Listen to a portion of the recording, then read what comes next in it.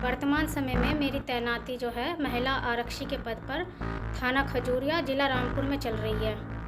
मैं आप सभी से इस प्रशासन का जो काला सच है वही बताने जा रही हूँ। खाके की आड़ में ये भेड़िए छुपे हुए हैं। हाल ही की सच्ची घटना है 28 मई 2024 की सुबह लगभग 10:15 के आसपास एक महिला कांस्टेबल कुछ कागज लेकर अपने सीनियर अधिकारी को रिपोर्ट करने थाने पहुंचती है।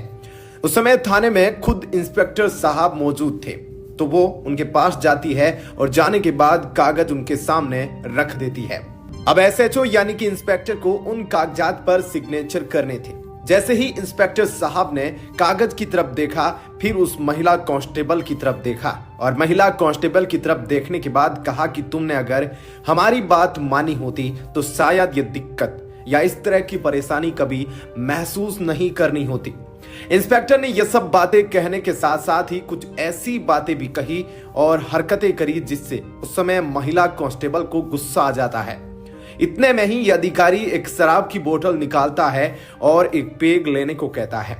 अधिकारी की इन बातों और हरकतों से उस महिला सिपाही को इतना गुस्सा आता है कि वे अपना आपा खो देती है और उनकी जेब में एक मिर्ची का पाउडर रखा हुआ था। उस मिर्ची के पाउडर को उन्होंने खोला और खोलने के तुरंत बाद ही एसएचओ की आंखों में झोंक दिया। अब एसएचओ समझ ही नहीं पाए कि आखिरकार इतनी जल्दी, इतनी फास्ट आखिरकार इसने ऐसा कैसे कर दिया। हो क्या गया इसे। उस महिला कांस्टेबल के पास एक डंडा भी था जो अक्सर पुलिस वालों के साथ होता है। उन्होंने इस डंडे को उठाया और उठाने के बाद एसएचओ की तरफ बढ़ाते हुए एक के बाद 2-3 डंडे बहुत ही जोर के लगा दिए। पहले तो आंखों में मिर्ची पड़ी हुई थी, उसी का ही जलन अभी सहन नहीं पा रहे थे, तब तक इंस्पेक्टर को 2-4 डंडे और पड़ जाते हैं तो उसे और ज्यादा तकलीफ होने लगती है। अब वो एसएचओ इतना परेशान हो जाता है, तुरंत ही वो चीखने लगता है, शोर मचाने लगता है। अब क्योंकि थाने में कई और भी पुलिस वाले मौके पर मौजूद होते हैं और एसएचओ का शोर सुनने के बाद तुरंत ही वहां भगदड़ मच जाती है और मौके पर सब आकर देखते हैं तो एसएचओ अपनी आंखें मसल रहे थे और वो आरोप लगाने लगे कि इस महिला कांस्टेबल ने मेरे साथ कुछ ऐसा कर दिया है। बस इतना था कि उस कांस्टेबल को एक ऐसी एकांत जगह पर ले जाया जाता है जहां ले जाने के बाद महिला कांस्टेबल से ही उस महिला कांस्टेबल को भरपूर पिटवा दिया जाता है। लेकिन इससे पहले कि वह इंस्पेक्टर इस महिला कांस्टेबल पर कुछ और कार्रवाई करता, इससे पहले ही इस कांस्टेबल पर कुछ और आफत आती है कि शाम होते होते लगभग 6 बजे के आसपास एक वीडियो सोशल मीडिया पर बहुत तेजी से वायरल होने लगता है और वो वीडियो इतनी तेजी के साथ वायरल होता है कि हर किसी के मोबाइल में पहुंच जाता है। हो सकता है कि यह वीडियो आपने भी कभी ना कभी देखा हो। अगर नहीं देखा होगा तो आप आज पूरी हकीकत से रूबरू होंगे। यह महिला कांस्टेबल जो वर्दी पहनकर रखी हुई थी, उससे पहले ही उसने कुछ ऐसा वीडियो तैयार करवा लिया था कि यह वीडियो इस एसएचओ को छोड़कर बड़े बड़े अधिकारियों के पास पहुंच जाता है, बड़े बड़े नेताओं के पास पहुंच जाता है। यहां तक कि उत्तर प्रदेश के मुख्यमंत्री योगी आदित्यनाथ भी इस वीडियो को देखते हैं। बस इतना था कि उसके बाद फिर राजधानी पुलिस की नींद टूटती है। उस महिला को ढूंढा जाता है और पता चलता है कि जिस महिला की वीडियो वायरल हुई है वो तो एक कमरे में एक तरह से कैद कर दी गई है। फिर उसे जल्दी जल्दी छोड़ा जाता है ताकि ऐसा ना हो कि कहीं कुछ बड़ा मामला सामने ना आ जाए। इस महिला कांस्टेबल के एक वीडियो ने पूरे प्रदेश में बड़े बड़े पुलिस अधिकारियों के कारनामों की पोल खोलकर रख दी थी। दरअसल महिला कांस्टेबल का जो वीडियो वायरल हो रहा था उसमें दरोगा यानी कि एक एसएचओ द्वारा अवैध संबंधों का जिक्र किया गया था।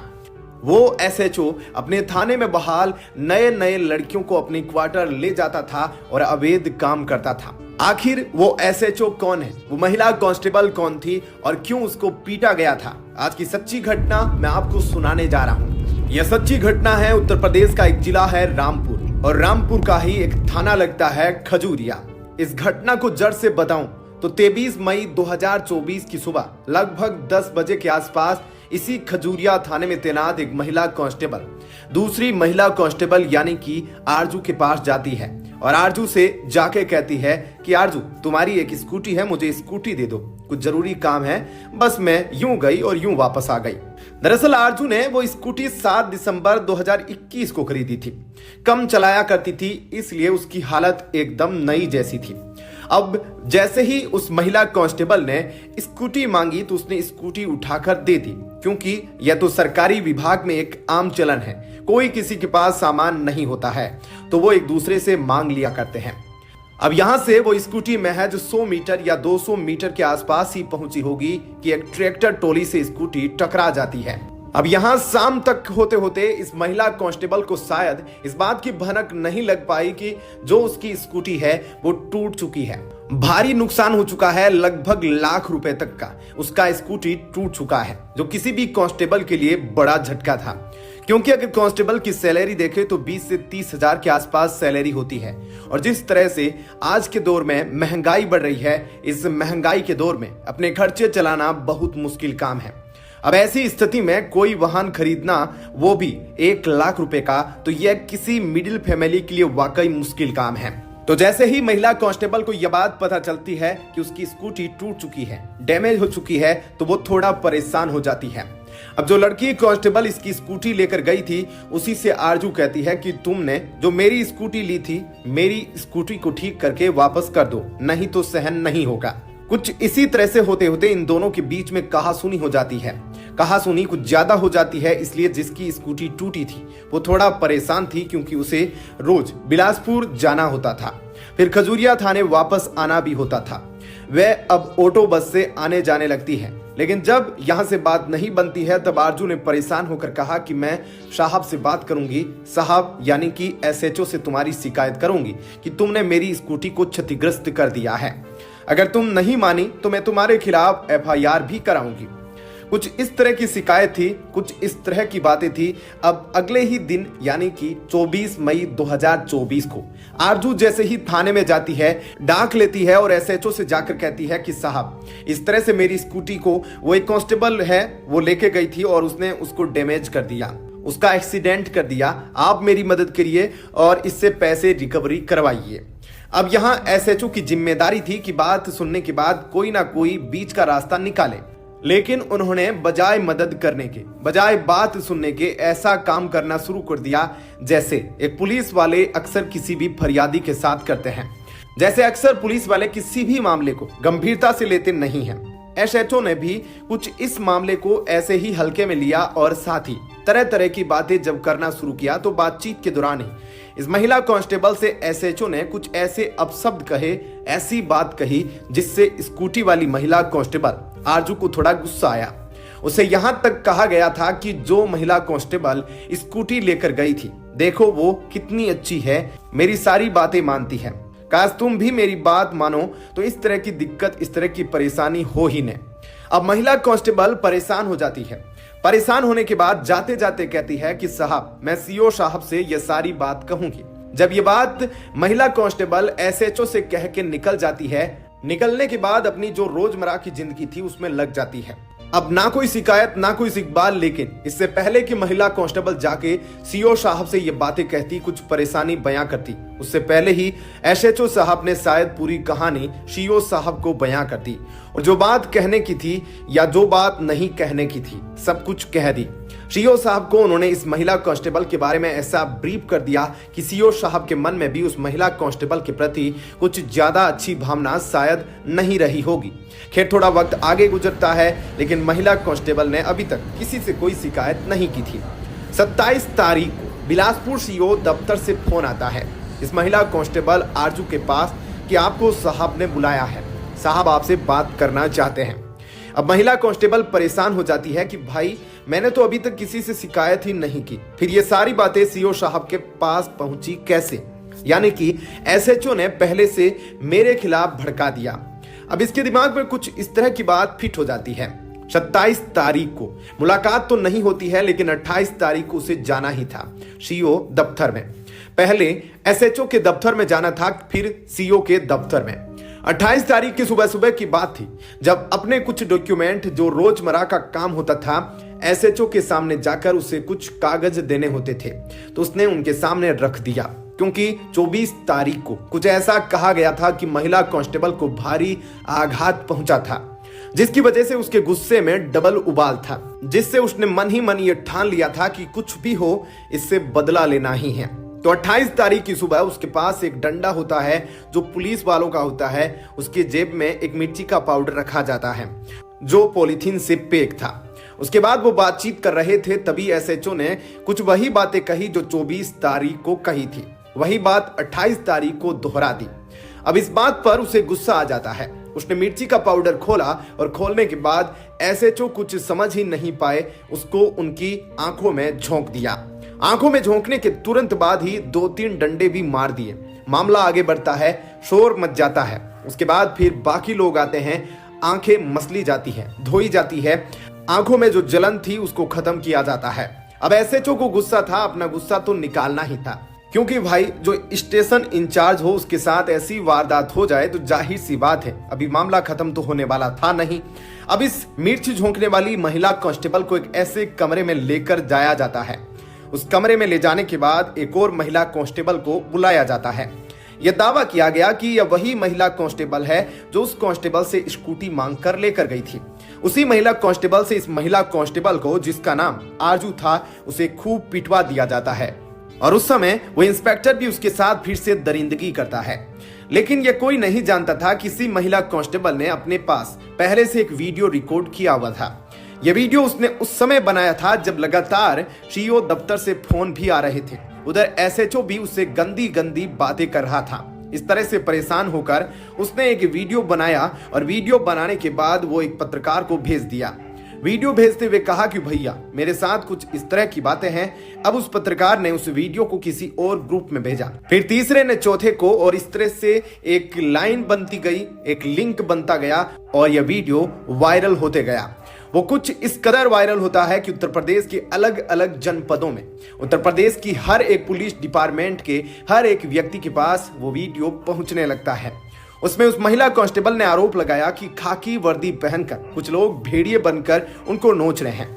यह खाकी की आड़ में भेड़िए हैं। मैंने इंस्पेक्टर को प्रार्थना पत्र दिया था, उसमें कोई सुनवाई नहीं हुई और ये इस तरह के लोग हैं, अगर इनके साथ देह शेयर नहीं की जाए तो कितनी दिक्कत खड़ी हो जाती है। किसी को भी अपराधी बना देते हैं, उसे टॉर्चर करते हैं। इनसे कोई भी अगर पंगा लेगा तो जाहिर सी बात है ये किसी के साथ कुछ भी कर सकते हैं। महिला सिपाही ने यहां तक बोल दिया कि जो महिला सिपाही मेरी स्कूटर लेकर गई थी, दरअसल उस महिला सिपाही उस कांस्टेबल के साथ इस एसएचओ के अवैध संबंध है। ये दोनों साथ बैठे रहते हैं एक ऐसी जगह पर जहां पर ना कोई सीसीटीवी कैमरा लगा हुआ है और ना ही कोई आ जा सकता है।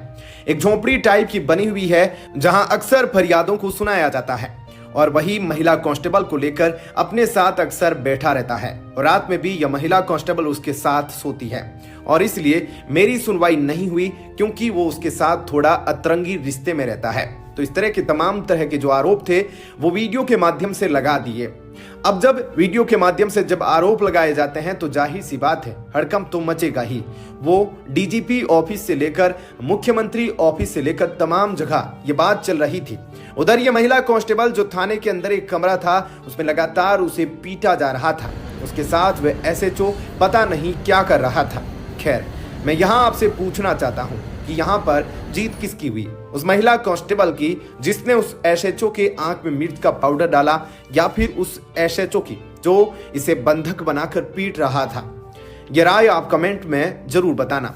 खैर, जब इस महिला कांस्टेबल को मारा जा रहा था इसी बीच में वह एसएचओ यह भी कहता है कि इसकी जो माँ है उसे बुलाओ, इसका जो भाई है इन सबको बुलाओ, इसके बाप को भी बुलाओ और जब ये आएंगे तो उनके खिलाफ भी कड़ी कार्रवाई करेंगे, यानी कि उनको भी जेल भेजेंगे। कुछ इस तरह की बात जब इस महिला कांस्टेबल ने सुनी कि थाने के अंदर ही कुछ ऐसी साजिश चल रही थी तो वो घबरा जाती है, यह सोचकर कि उसे तो मारा पीटा ही जा रहा है, मगर ये लोग अगर परिवार को फंसाएंगे तो उसे आगे कौन बचाएगा। इस महिला कांस्टेबल को अभी तक यह नहीं पता था कि उसके द्वारा बनाया गया वीडियो किसी अधिकारी तक पहुंचा भी है या नहीं। उसके परिवार में तो ज्यादा कुछ लोग भी नहीं हैं और गरीब फैमिली से बिलोंग करती है। तभी यह सोचकर उसने परेशान होकर यह वीडियो उसने सोशल मीडिया पर खुद वायरल कर दिया और शाम 6 बजे तक यह वीडियो वायरल हो जाता है और यह वीडियो खुद एसएचओ के होम पेज पर भी दिखाई देता है और वो दरिंदगी करने वाला एसएचओ भी खुद उस वीडियो को देख रहा था। उसे महिला कांस्टेबल को फिर छोड़ना पड़ता है। वीडियो कुछ ज्यादा ही वायरल हो जाता है। फिर अगले दिन ये बातें अखबार में छप जाती है। यह न्यूज सोशल मीडिया पर, फिर अखबार और फिर टीवी पर खबर आने लगती है। अब हर कोई जानना चाहता था कि आखिरकार आरजू की समस्या क्या है। अब आरजू अपनी स्कूटी के लिए लगातार शिकायत कर रही थी, क्योंकि वह काफी गरीब परिवार से थी। उसके लिए वह 1 लाख की स्कूटी काफी मायने रखती थी। चारों तरफ से पब्लिक का प्रेशर बन जाता है, बड़े अधिकारियों का प्रेशर बन जाता है, तो पुलिस ने अपनी जान बचाते हुए 29 मई 2024 को FIR नंबर 90 IPC की धारा 279 और 427 से यह केस दर्ज किया जाता है। 50,000 रुपए से ज्यादा का किसी का नुकसान, किसी के वाहन को क्षति चोट पहुंचाना, यह सब इस धारा में शामिल था। एक धारा में 3 महीने की सजा और एक में लगभग 2 साल की सजा है। सोशल मीडिया से लेकर हर जगह वीडियो वायरल हो रही थी और इस मामले की जांच जो CO साहब होते हैं संगम सिंह, उनको दे दी जाती है। उन्होंने फिर जांच पड़ताल करना शुरू कर दिया। उसमें 8-9 पुलिस वालों के बयान भी लिए गए। अब यह दूसरी वाली महिला भी बार बार एक बात कह रही थी कि मुझे ऐसी जगह ले जाया गया जहां पर CCTV कैमरे थे, लेकिन वो काम नहीं कर रहे थे। उनकी जांच कराई जाए। अब जब अलग अलग मीडिया वालों ने इंटरव्यू लेना शुरू किया तो उस SHO के पुराने पन्ने भी खुलने लगे। अब जिस कांस्टेबल का ये बचाव कर रहे थे, उस महिला कांस्टेबल का भी दिल आरजू के लिए पिघल जाता है। हालांकि इसने भी आरजू की पिटाई की थी, लेकिन अब अचानक आरजू का साथ देने लगी। और इतना ही नहीं, उसने उस SHO का भी पोल खोल दिया। उस SHO के बारे में यह बताती है कि वह SHO इसका एक अवैध संबंध का वीडियो बनाकर रखा था, जिसके जरिए वह बार बार शारीरिक संबंध बनाने को कहता था। तो इस तरह से इसकी पूरे स्टेट में बदनामी होती है। और तो और इसकी बीवी भी इसकी इस हरकत से परेशान रहती और बात डिवोर्स तक पहुंच जाती है और ऐसे 2 साल की सजा भी सुनाई जाती है। लेकिन सबसे बड़ा मुद्दा यह है कि आखिर ऐसे अफसरों की थाने में इंस्पेक्टर के पद पर चयन कैसे होता है? जिस पुलिस को लोगों की सेवा के लिए रखा जाता है, वो ऐसे काम क्यों करती है? कहीं आपके आसपास भी ऐसे गंदे धंधे नहीं चल रहे? इसलिए आप अपने जिले का नाम जरूर कमेंट करें, ताकि मैं आपके आसपास में हो रही घटनाओं का भी एक्सपोज कर सकूं और आपके समाज को भी पवित्र रख सकूं। आप अपनी जिला कमेंट करना नहीं भूलिएगा। मुझे सच्ची घटनाओं को सुनाने का मकसद समाज को आपको जागरूक करना होता है, किसी को ठेस पहुंचाना नहीं। अंतिम फैसला कोर्ट करेगी। ख्याल रखिए। धन्यवाद।